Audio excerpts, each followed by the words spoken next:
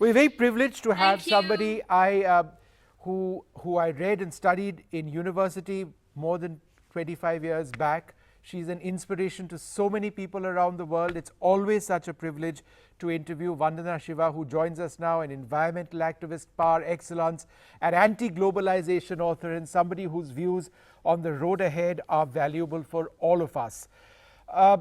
Ms. Shiva, would you say that until the environment becomes a political issue in this country, there can never be any profound change, not in the way that we want it? Well, the corona has made it a political issue and it is an environmental issue.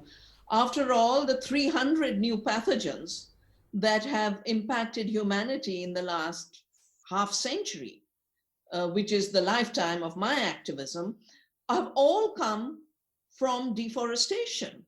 They are basically spillovers. Even in our own case, the destruction of the Western Ghats led to the monkey disease, the Kiasna root disease, the Ebola virus, the MERS virus, the SARS, and how from the bats it moved to humans. That is the big debate. Someone says Wuhan lab, someone else says something.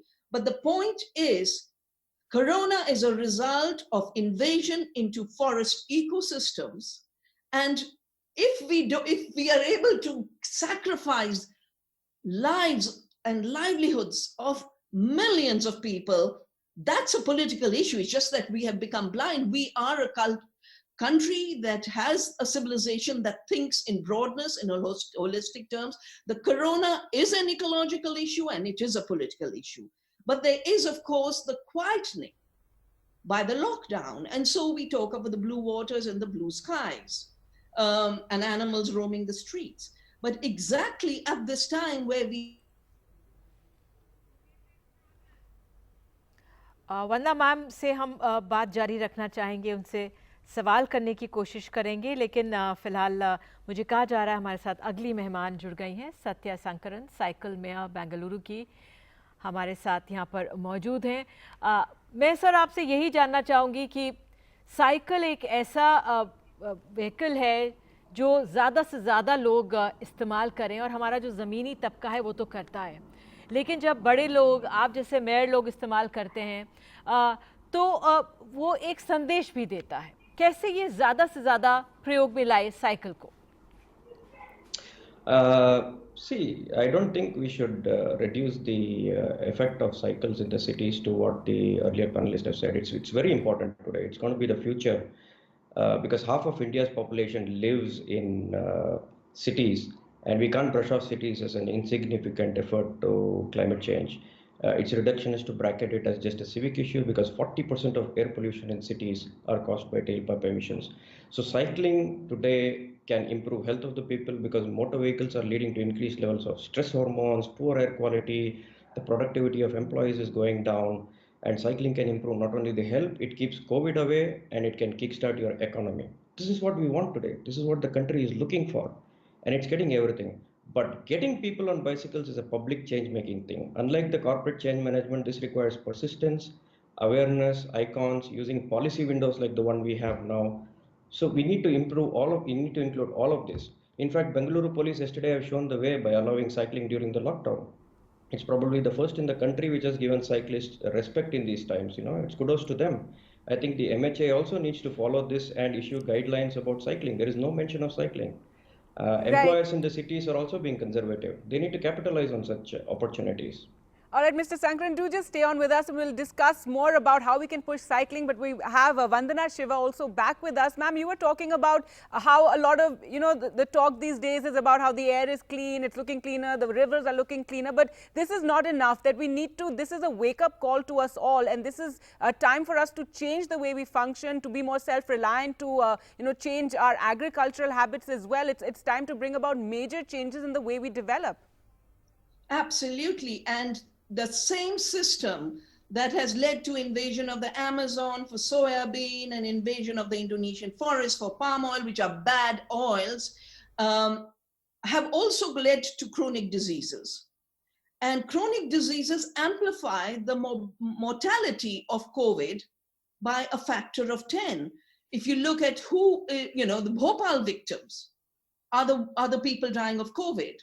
the cancer alley, the diabetes victims, the cancer victims. So ecology means seeing the interconnections. We need to see the interconnections of the destruction of the earth in terms of rise of pandemics. We need to see the destruction of our health by an agriculture that should never have existed. And my work in Navdanya has shown we can feed 2 times India's population if we protect diversity. And I would request the government to not give clearances to create future floods, future pandemics, and destroy what remains of our little bits of forest. I think it is wrong that the Environment Minister has been giving virtual approvals for very big projects up in Dimang Valley, up in the Western Ghats. We need to assess all of this together.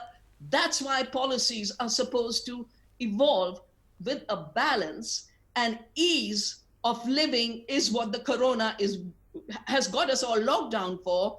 It's time to make ease of living and ease of health and ease of livelihood the primary policy function, not ease of doing short of business while we spread new diseases, make millions, half of India could lose its livelihood if we do not shift from fossil fuels and chemicals to an agriculture that invites the displaced people from the cities back to the land.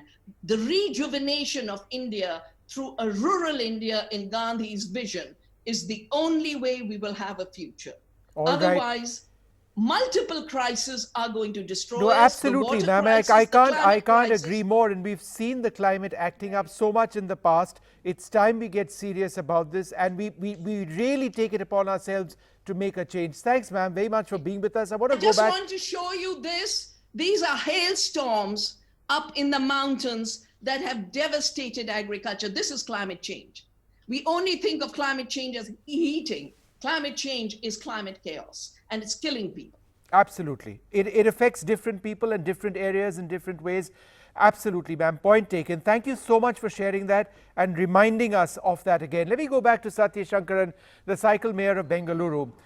Mr. Shankaran, the problem really lies, as far as cycling in our cities is concerned, with the way roads are built, the way roads are structured. These are not bicycle friendly. If anything, these are designed to ultimately end up potentially hurting people who decide to get out. So as part of your efforts in the city of Bengaluru, what are you trying to do to encourage the government to make roads bicycle friendly? We already did that. The recent comprehensive mobility plan that the state government put out, it planned for 175 kilometers in 15 years, which is totally insignificant. Right. We went and asked for 2,000 kilometers, and I think they've agreed to something in between. So the infrastructure is terrible, and it is required. But let's not underestimate the fact that our addiction to energy-intensive forms of communication, as you can see from a lot of panelists, don't seem to think that cycling is a solution. I think it requires a mindset. It requires a different mindset in understanding what this means for our cities, and why such dense cities, which are the economic engines, are perfectly capable of hosting cycling as a last mile to improve public transport and as complete trips, because they're built that way. It will avoid sprawl, it will keep us tight, and it will keep the economic going. And infrastructure is a big part of it. I definitely agree with that.